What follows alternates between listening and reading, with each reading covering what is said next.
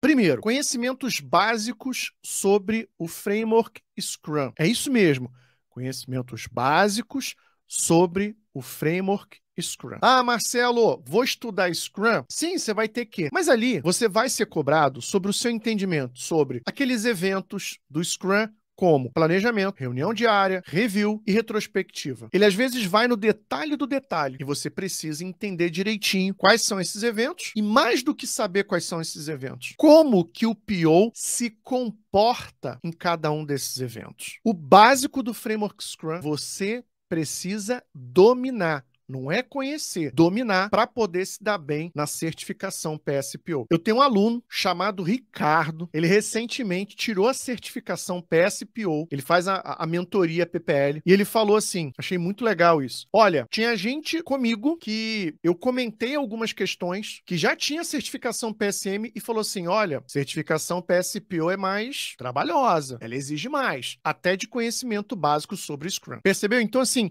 você tem que conhecer bem ali o framework Scrum, que é muito utilizado ainda no dia a dia. Primeira coisa, básico do framework Scrum. E dentro desse básico do framework Scrum, qual é a atuação de um PO nesses eventos? Principalmente isso. Você precisa dominar isso para realmente tirar a certificação. 2, gestão do backlog. Veja bem, não vai cair no exame, como escrever uma história de usuário, como descrever os critérios de aceite. Isso não vai cair. Sabe por que não vai cair? Acompanha comigo o raciocínio. Acompanha, pequeno gafanhoto. O exame, ele é direcionado para quem está estudando o guia do Scrum.